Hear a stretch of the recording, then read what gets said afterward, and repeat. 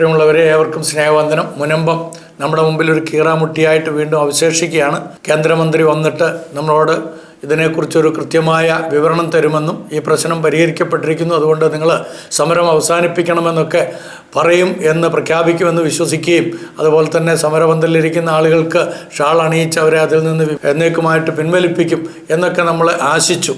അവിടുത്തെ വികാരിയച്ഛനടക്കം അവിടുത്തെ സഭയുടെ മേലധ്യക്ഷന്മാരടക്കം എല്ലാവരും ആ വിധത്തിലായിരുന്നു ചിന്തിച്ചത്. നമുക്കറിയാവുന്ന പോലെ വാരാപ്പുഴ അതിരൂപതയിൽ പോയി അവിടുത്തെ ആർച്ച് ബിഷപ്പുമായിട്ട് ചേർന്ന്, ബിഷപ്പുമാരും ആർച്ച് ബിഷപ്പുമായിട്ടൊക്കെ ചേർന്ന് ചായയൊക്കെ കുടിച്ച് അവിടെ നടത്തിയ പ്രസ്താവന അത് നമുക്ക് വളരെ വിചിത്രമായി തോന്നി. അതിനുശേഷം പിന്നീട് മുനമ്പം നിവാസികളോട് വന്ന് വലിയൊരു പ്രസ്താവന ഇറക്കുമെന്നൊക്കെ വിചാരിച്ചു. എൻ്റെ സ്നേഹിതനായ ഡോക്ടർ ജോഷി മയ്യാറ്റിലച്ഛൻ എന്നോട് പറഞ്ഞത്, ഇന്നലെ ഞാൻ വൈകിട്ട് അദ്ദേഹം വന്നു പോയതിന് ശേഷം, റിജുജി സാർ വന്നു പോയതിന് ശേഷം ഞാൻ അച്ഛനുമായിട്ട് സംസാരിച്ചപ്പോൾ പറഞ്ഞു, അച്ഛാ, ഞാനും വിചാരിച്ചത്, ഞാൻ എഴുതിയിരുന്നവർക്ക് നിങ്ങൾ വെറും കൈയോടെ വരരുത്, ഒരു നല്ല പ്രസ്താവനയോടെ ഇറക്കണം, ആ പ്രസ്താവന നമുക്ക് ഉചിതമായിരിക്കണം എന്നൊക്കെയാണ്. പക്ഷേ ഒന്നും കിട്ടിയില്ല എന്നുള്ളത് വളരെ സങ്കടകരമാണെന്ന് പറയുകയുണ്ടായി. അവിടുത്തെ വികാരി ഫാദർ തറയിലച്ഛനുമായിട്ട്, ആന്റണി തറയിലച്ഛനുമായിട്ട് ഞാൻ ഇന്നലെ രാത്രിയിൽ ഏറെ നേരം സംസാരിച്ചു. അച്ഛനും വളരെ പ്രയാസത്തിലാണ്.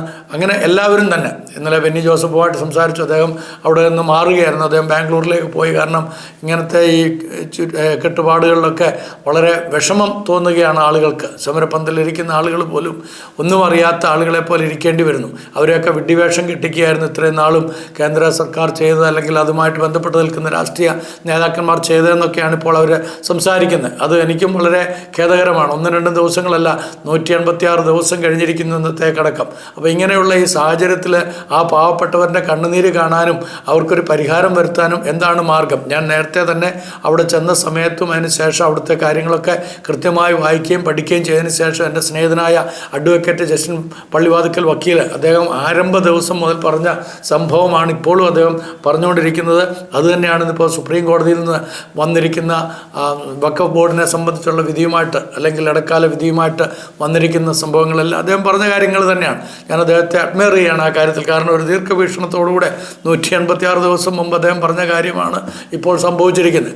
അതായത് ഇത് വഖഫ് ബോർഡിൻ്റെ പ്രോപ്പർട്ടി അല്ല എന്നുള്ളത് നമ്മുടെ ആദരണീയനായിരിക്കുന്ന കെമൽ പാഷ സാർ, അദ്ദേഹം നമ്മുടെ ഹൈക്കോടതിയുടെ ജഡ്ജിയായിരുന്നു എന്നുള്ള എല്ലാവർക്കും അറിയാമല്ലോ. ബഹുമാനനായിട്ടുള്ള അദ്ദേഹം പല പ്രാവശ്യം ഇതിൻ്റെ ഈ സംഭവവുമായിട്ട് ബന്ധപ്പെട്ട് ആദ്യ ദിവസം മുതൽ തന്നെ കെമൽ പാഷ സാറ് പറയുന്നത് ഇത് വഖഫ് ബോർഡിൻ്റേതല്ല, ഈ പ്രോപ്പർട്ടി വഖഫ് ബോർഡിൻ്റേതല്ല. മാത്രമല്ല, സർക്കാർ നിയോഗിച്ചിരിക്കുന്നതായിട്ടുള്ള കമ്മീഷൻ്റെ ജുഡീഷ്യറിയിൽ അതിൻ്റെ ചെയർമാനായിരിക്കുന്ന ബഹുമാന്യനായിരിക്കുന്ന ജസ്റ്റിസ് രാമേന്ദ്രൻ സാറ് ആദ്യത്തെ സിറ്റിംഗ് കഴിഞ്ഞപ്പോൾ തന്നെ ഇവരെ വിളിച്ച് ഈ മുനമ്പംകാരോട് വളരെ കൃത്യമായിട്ട് പറഞ്ഞു, ഇത് മുനമ്പത്തെ പ്രശ്നമെന്ന് പറയുന്ന വഖഫ് ബോർഡിൻ്റെ അല്ല, ആ പ്രോപ്പർട്ടി എന്നുള്ളത് തന്നെയാണ്. എവിടെയും അങ്ങനത്തെ ഒരു വിധി വന്നിട്ടുമില്ല, കോടതികളിൽ നിന്നും അങ്ങനത്തെ ഒരു വിധി വന്നിട്ടില്ല.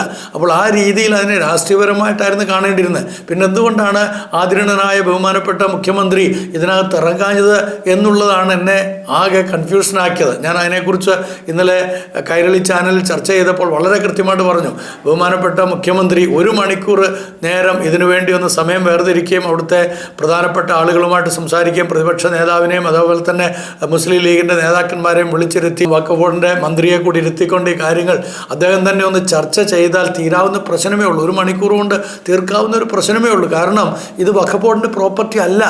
അതാണ് അതിനകത്ത് യാഥാർത്ഥ്യം. അത് പിന്നീട് അതിനകത്ത് എഴുതി ചേർക്കപ്പെട്ടതാണ്. അതിൻ്റെ ചരിത്രങ്ങളൊക്കെ മുമ്പ് ഞാൻ പറഞ്ഞിട്ടുള്ളതുകൊണ്ട് ഞാൻ അതിലേക്ക് പോകുന്നില്ല. നിങ്ങൾ എൻ്റെ മുമ്പിലുള്ള വീഡിയോ കേട്ട് കഴിഞ്ഞാൽ കൃത്യമായിട്ട് ഇതിനെക്കുറിച്ചൊക്കെ കാര്യങ്ങൾ ഞാൻ പറഞ്ഞിട്ടുള്ളതാണ്. ചില അണ്ണന്മാരൊക്കെ ഇതിൻ്റെ താഴെ വന്നിട്ട് ഇനി കമൻ്റ് ഇടും, ഇതിനെക്കുറിച്ച് എന്താ നേരത്തെ പറയാൻ. നേരത്തെ മുതൽ പറയുന്നത് നിങ്ങളതൊന്നും കേൾക്കുകയല്ല. നിങ്ങൾക്കിതൊന്നും കേൾക്കാൻ താല്പര്യമില്ല. നിങ്ങൾക്കിവിടെ ഭിന്നിപ്പുണ്ടാക്കണം, നിങ്ങൾക്കിവിടെ മതവൈരാഗ്യം ഉണ്ടാക്കണം, മതങ്ങളെ തമ്മിൽ ശത്രുക്കളായിട്ട് അല്ലെങ്കിൽ മത വിശ്വാസികളെ തമ്മിൽ ശത്രുക്കളായിട്ട് കാണണമെന്നുള്ളതുകൊണ്ട് മാത്രമാണ് നിങ്ങൾ ഈ കാര്യത്തിൽ ഇടപെട്ടുകൊണ്ടിരിക്കുന്നത്. നിങ്ങളുടെ ഒരു നേതാവ്, ഞാൻ പേര് പറയാൻ ആഗ്രഹിക്കുന്നില്ല, ഒരു നേതാവിന് ഈ കാര്യങ്ങളൊക്കെ നന്നായിട്ട് അറിയാം. ആ നേതാവ് തൻ്റെ ഒരു മീറ്റിങ്ങിൽ ഈ വിഷയവുമായിട്ട് ബന്ധപ്പെട്ട് അദ്ദേഹം ഉൾപ്പെട്ട് നിൽക്കുന്ന, പുതിയ പാർട്ടിയിൽ ഉൾപ്പെട്ട് നിൽക്കുന്ന അതിൻ്റെ നേതാക്കന്മാരോട് അദ്ദേഹം പറഞ്ഞു, ഒരു കാരണവശാലും ഇത് വഖഫ് ബോർഡിൻ്റെ അല്ലെന്ന് മാത്രമല്ല, ഇത് കേന്ദ്ര നിയമം കൊണ്ടുവരുന്നത് കൊണ്ട് പരിഹരിക്കപ്പെടുകയില്ലെന്ന് അദ്ദേഹം വളരെ കൃത്യമായിട്ട് പറഞ്ഞു. അപ്പോൾ അദ്ദേഹത്തിൻ്റെ പുത്രൻ അപ്പോൾ പറഞ്ഞു അല്ല എന്നൊക്കെ പറഞ്ഞ് അദ്ദേഹം കുറേ തെളിവുകളൊക്കെ കൊണ്ടുവന്നു കഴിഞ്ഞപ്പോൾ ആ പിതാവ് അതിനെ ഖണ്ഡിച്ചു. അദ്ദേഹം പറഞ്ഞു ഇല്ല, നടക്കുകയില്ല, ഇത് ഇവിടുത്തെ ബഹുമാനപ്പെട്ട മുഖ്യമന്ത്രിയാൽ മാത്രമേ പരിഹരിക്കാൻ കഴിയുകയുള്ളൂ, ഇവിടുത്തെ നിയമസഭയുടെ പരിധിയിൽ ഉൾപ്പെടുന്നതാണ് ഈ കാര്യങ്ങളെന്ന് കൃത്യമായിട്ട് അദ്ദേഹം പറഞ്ഞായിട്ട് എനിക്ക് കൃത്യ വിവരം കിട്ടിയിട്ടുണ്ട്. ഞാൻ ഇന്ന് അദ്ദേഹവുമായിട്ട് സംസാരിച്ചു. ഒരു കാര്യം നമ്മൾ ഓർക്കണം, മുനമ്പത്തെ വിഷയം എന്ന് പറയുന്നത് രാഷ്ട്രീയ പ്രേരിതമായിട്ടാണ് ഇപ്പോൾ ഇത്രയും ദീർഘിപ്പിച്ചു പോയിരിക്കുന്നത്. അവിടുത്തെ ജനങ്ങളോട് എനിക്ക് പറയാനായിട്ടുള്ളത്, നിങ്ങൾ ഈ സത്യാഗ്രഹം ഇനിയെങ്കിലും പിൻവലിച്ചുകൊണ്ട്, അവിടുത്തെ ബഹുമാനപ്പെട്ട അവിടുത്തെ അച്ഛൻ എൻ്റെ സ്നേഹിതനാണ്, ഇന്നലെ രാത്രിയിൽ ഞങ്ങൾ ദീർഘനേരം സംസാരിച്ചു. ഇതിൻ്റെ പിന്നിൽ പ്രവർത്തിക്കുന്നതായിട്ടുള്ള ഡോക്ടർ മയ്യാറ്റിലച്ഛനുമായിട്ട് ഞാൻ ഇന്നലെ വളരെ കൃത്യമായിട്ട് ബഹുമാനപ്പെട്ട റിജുജി സാർ വന്നു പോയതിന് ശേഷം ഈ കാര്യത്തെക്കുറിച്ചൊക്കെ സംസാരിക്കുകയുണ്ടായി. അപ്പം എന്നോട് മയ്യാറ്റിലച്ഛൻ പറഞ്ഞത് 2 ദിവസം മുമ്പ് ഈ പറയുന്ന കിരൺ റിജുജിക്കും അതുപോലെ തന്നെ അദ്ദേഹത്തിൻ്റെ എല്ലാ മന്ത്രിമാർക്കും അവരുടെ പ്രസ്ഥാനത്തിനൊക്കെ അദ്ദേഹം കത്തെഴുതിയതാണ്. നിങ്ങൾ മുനമ്പത്ത് വരുമ്പോൾ നിങ്ങളിൽ നിന്ന് ഞങ്ങൾ പ്രതീക്ഷിക്കുന്നത് ഒരു പോസിറ്റീവായിട്ടുള്ള ഒരു പ്രസ്താവനയാണ്, ഈ സമരം അവസാനിപ്പിക്കാൻ തക്കവണ്ണമുള്ള ഒരു പ്രസ്താവന. പക്ഷേ സംഭവിച്ചെന്താണ്? സമരം തുടരാൻ തക്കവണ്ണമുള്ള പ്രേരണയാണ് വീണ്ടും വന്നിരിക്കുന്നത്. എന്തൊരു കഷ്ടമാണ് അല്ലേ? നാം വിശ്വസിക്കുന്ന ആളുകൾ നമ്മളെ വഞ്ചിക്കുമ്പോൾ, നമ്മൾ ആശ്രയിക്കുന്ന ആളുകൾ നമ്മളെ കൈമലർത്തി കാണിച്ചിട്ട് നിങ്ങൾ സുപ്രീം കോടതിയിൽ പോയിക്കോ, കേസിന് തയ്യാറായിക്കോ എന്നൊക്കെ പറയുമ്പോൾ എന്തൊരു നാണം കെട്ട വാക്കുകളാണവ എന്നുള്ളത് നമ്മൾ വിസ്മരിക്കാൻ പറ്റുമോ? അപ്പോൾ ഇവരെയൊക്കെ നമ്പിക്കൊണ്ട് എങ്ങനെ നമുക്ക് ഈ രാജ്യത്ത് സന്തോഷമായിട്ട് ജീവിക്കാൻ കഴിയും? ഇവരുടെയൊക്കെ പരിരക്ഷ നമുക്കുണ്ടാകുമെന്നുള്ളത് നമുക്ക് എങ്ങനെ വിശ്വസിക്കാൻ കഴിയും? നമ്മളൊക്കെ ആശ്രയിക്കുന്ന ഇത്തരത്തിലുള്ള നിയമങ്ങൾ, നിയമ സംഹിതകളൊക്കെ രൂപീകരിക്കേണ്ടുന്നതായ മന്ത്രി പുങ്കുവന്മാർ ഈ വിധത്തിൽ നമ്മളെ ചതിക്കുമെന്ന് ആര് കണ്ടു? അപ്പോൾ ഇതിനൊക്കെ ഒരു പരിഹാരം എന്താണ്? ജനങ്ങൾ ഉണരണം, നിങ്ങൾ വാസ്തവം അറിയണം. ആരെങ്കിലും പറയുന്നത് കേട്ടെടുത്ത് ചാടരുത്.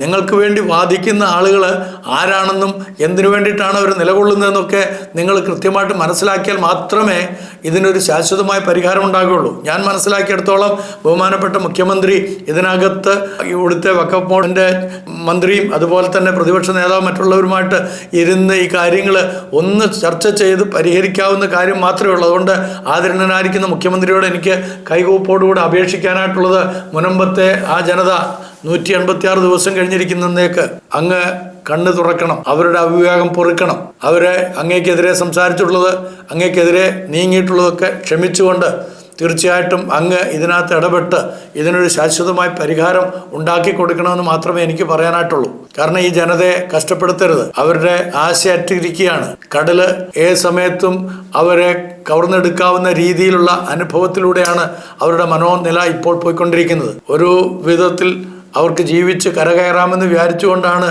അവരാരും തന്നെ ധനാഠ്യരല്ല. അങ്ങേക്കറിയാവുന്ന പോലെ ഓരോ ദിവസവും കടലിൽ പോയി കിട്ടുന്ന ചെറിയ ചെറിയ ഉപജീവന മാർഗമാണ് അവരുടെ ഏക ആശ്രയം. അങ്ങനെയുള്ള അവർക്ക് സ്വന്തമായിട്ടൊരു കൂര എന്നുള്ള സ്വപ്നം അത് നഷ്ടപ്പെടുത്തി കഴിഞ്ഞാൽ എന്താണ് നമുക്ക് അവർക്ക് കൊടുക്കാനായിട്ടുള്ളത്? അങ്ങ് അവരുടെ ജീവനും സ്വത്തിനും സംരക്ഷണം കൊടുക്കേണ്ടുന്നതായിട്ടുള്ള ബഹുമാന്യനായ മുഖ്യമന്ത്രിയാണ്. അങ്ങാണ് ഈ കാര്യത്തിൽ ശാശ്വതമായ ഒരു പരിഹാരം കൊണ്ടുവരേണ്ടത്. അതുകൊണ്ട് ആ ജനതയ്ക്ക് വേണ്ടി ഞാൻ അങ്ങയോട് അപേക്ഷിക്കുകയാണ്, എത്രയും വേഗത്തിൽ അങ്ങ് ഇടപെടണം. അങ്ങേക്ക് സാധിക്കും. ഞാൻ മനസ്സിലാക്കിയിടത്തോളം അങ്ങ് നല്ല ഉദ്ദേശത്തോടുകൂടി തന്നെയാണ് അതിനുവേണ്ടി ഒരു കമ്മീഷനെ വെച്ചത്. ബഹുമാനനായിരിക്കുന്ന ജസ്റ്റിസ് രവീന്ദ്രൻ സാറ് അതിന് കേപ്പബിളായിട്ടുള്ള ആളാണ്. അദ്ദേഹം ഇതിനകത്തൊരു തീർപ്പ് കൽപ്പിക്കുമെന്ന് ഞാൻ പൂർണ്ണമായിട്ട് വിശ്വസിക്കുന്നു. വഖഫ് ബോർഡ് മന്ത്രിയുടെ തനിനിറം സന്ദർഭത്തിൽ നമ്മൾ കണ്ടിട്ടുള്ളതാണ്.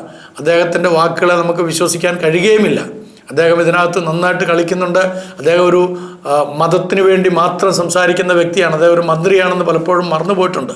അത് ഞങ്ങൾ പൂർണ്ണമായിട്ട് തുറന്നു പറയുന്നതിൽ ഞങ്ങൾക്ക് മടിയൊന്നുമില്ല. അപ്പം സത്യം പോലെ സംസാരിക്കാനായിട്ടുള്ള ആ ഒരു അതിനുള്ള ഒരു വിനയവും അതിനുള്ള ഒരു നല്ല ആർജവും ഞങ്ങൾക്കുള്ളത് കൊണ്ടാണ് ഞങ്ങൾ ഈ കാര്യങ്ങൾ പറയുന്നതെന്നുള്ളത് അങ്ങ് കേൾക്കണം, മനസ്സിലാക്കണം. ഈ ജനത്തെ രക്ഷിക്കണം. അവിടുത്തെ ജനതയോട് ഞാൻ പറയട്ടെ, മുനമ്പൻ ദേശവാസികളോട് പറയട്ടെ, നിങ്ങൾ ഈ സമരം പിൻവലിച്ചാൽ മാത്രമേ മുഖ്യമന്ത്രി ഇതിനകത്ത് ഇടപെടൂ എന്നുള്ളത് നിങ്ങൾക്കറിയാവുന്ന കാര്യമാണ്. എന്നാൽ നിങ്ങളുടെ പിന്നിൽ ഇത് അവസാനിപ്പിക്കാതിരിക്കാൻ തക്കവണ്ണം നിങ്ങളെ പ്രചോദിതമാക്കി സ്ക്രൂ കയറ്റിക്കൊണ്ടിരിക്കുന്ന ആളുകൾ, അവരുടെ ലക്ഷ്യം മറ്റൊന്നാണ് എന്നുള്ളത് നിങ്ങൾ മറന്നു പോകരുത്. അതുകൊണ്ട് എത്രയും വേഗത്തിൽ ഒരു അമേക്കബിൾ സെറ്റിൽമെൻറ്റിലേക്ക് സർക്കാരും മുനമ്പം നിവാസികളും എത്തട്ടെ. നമുക്ക് അതിനുവേണ്ടി പ്രാർത്ഥിക്കാം, നമുക്ക് അതിനുവേണ്ടി കൈകോർക്കാം. ഇവിടെ മതഭിന്നതയോ ജാതി ഭിന്നതയോ ഉണ്ടാക്കുന്ന ആളുകളെ തിരിച്ചറിയാനും അവരെ അകറ്റി നിർത്തുവാനുള്ള മനോബോധമാണ് മലയാളികളായിട്ടുള്ള നമ്മുടെ ഓരോരുത്തരുടെയും മനസ്സിലുണ്ടാകേണ്ടത്. അതിന് വിഘാതമായിട്ട് ആര് വന്ന് എന്ത് പറഞ്ഞാലും അത് നമ്മൾ വിശ്വസിക്കരുത്.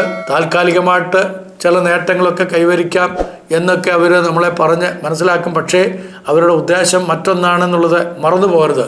അതുകൊണ്ട് കേരളത്തിൻ്റെ വളർച്ചയ്ക്ക് വേണ്ടി, പൊതു താല്പര്യത്തിന് വേണ്ടി ഒരിക്കലൂടെ ബഹുമാന്യനായ മുഖ്യമന്ത്രിയോട് അഭ്യർത്ഥിക്കുകയാണ്, മുനമ്പം ജനതയുടെ ഈ പ്രശ്നം, അവരുടെ ഈ നീറുന്ന വേദന അതങ്ങ് പരിഹരിച്ച് ശാശ്വതമായിട്ടുള്ള സമാധാനം അവിടെ സംജാതമാക്കാൻ തക്കവണ്ണം ഇടയാകണമേ എന്ന അഭ്യർത്ഥനയോടെ നന്ദി, നമസ്കാരം.